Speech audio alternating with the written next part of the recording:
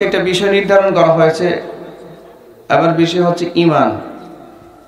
কি মানুষ ছোট কিন্তু বিষয় অনেক বড়, ঠিক না?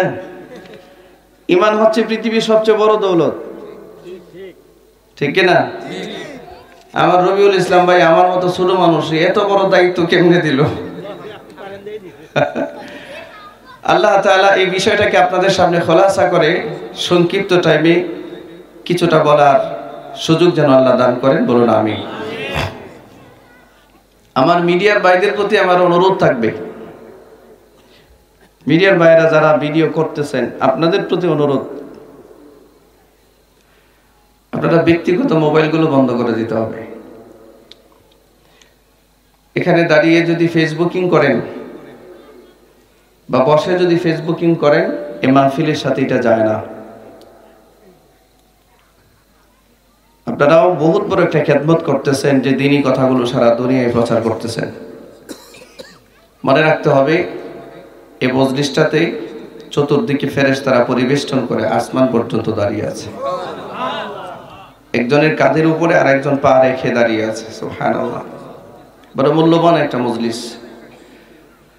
আর যিনি আলোচক, তার জবান থেকে আল্লাহ কথা তখনই বের করে যখন সামনের শ্রোতারা জিনিসগুলো রিসিভ করে, তখনই যিনি আলোচক তার জবান থেকে তত্ত্ববহুল কথা আল্লাহ বের করে।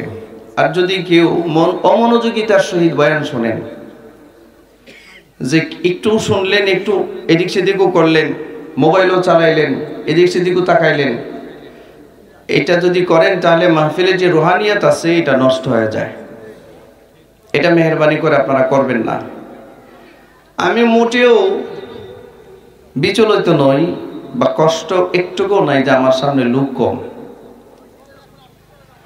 শ্রোতা 10 জন হইলেও এরা যদি কথা শোনে, 10 জনের সামনেও যা বলা যায় 10 লাখের সামনেও তা বলা যায়, কোনো সমস্যা নেই। মানুষ তো অনেকের এমন আছে যে শ্রোতা কম থাকলে বয়ান করতে পারে না। আমার তবিয়ত এরকম না। আজকেও জুমার খুতবা দিয়েছি 4-5 হাজার মুসল্লির সামনে। এরকম প্রতিদিন খুতবা দেই আমরা, বয়ানে যাই, বহু মানুষ সামনে থাকে। এখন মাগরিবের নামাজের পরে বহু মানুষ ব্যস্ত আছে, যাদের একটু কাজ কাম কম তারা আসছেন। মূলত আল্লাহ যারে চাইছে তারে পাঠাইছে, ঠিক না? আলহামদুলিল্লাহ, জোরে বলেন আলহামদুলিল্লাহ। আমার আলোচ্য বিষয় হচ্ছে ঈমান। কি ঈমান? না সরাই দাও, এটা হবে না। ঈমান হচ্ছে আমার আলোচ্য বিষয়। ঈমান হচ্ছে পৃথিবীতে সবচেয়ে দামি এক দৌলত। আপনারা কি বলেন? আপনারা আজকে মুসিবত আছে মিডিয়ার বাইরা,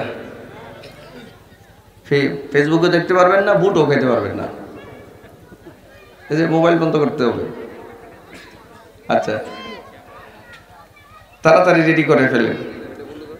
তাফসির মাহফিল কি বুট খাওয়ার জায়গা, বাদাম খাওয়ার জায়গা? বলেন তো, বাংলাদেশের প্রাইম মিনিস্টারের ক্যাবিনেট মিটিংয়ে, মন্ত্রীদের মিটিংয়ে যদি কোনো মন্ত্রী মিটিং চলাকালীন সময়ে বুট খায়, প্রধানমন্ত্রীর মিটিং চলাকালীন সময়ে যদি বাদাম খায়, এর ক্যাবিনেট মিটিংয়ে রাখবে? কথা বলেন না কেন? এর কি মন্ত্রী পরিষদের মিটিংয়ে রাখবে? কি করবে? গেট আউট, আনসোশাল, ঠিক না? আনসোশাল বলে, অসামাজিক বলে, তারা সেখান থেকে বের করে দিবে। বাদাম খাওয়ারও জায়গা আছে, আবার মিটিং করারও জায়গা আছে। বাদাম খাওয়ার জায়গা আলাদা, কথা বলেন না কেন? মন্ত্রী পরিষদের মিটিংয়ে প্রতিটা মুহূর্ত অত্যন্ত দামি। আপনারা বলেন, এই যে মিটিংটা যেটা চলছে এখানে, এটা মন্ত্রী পরিষদের যে দাম অনেক কম না অনেক বেশি? কি বেশি? এটা তুলনা দেওয়া যায় না।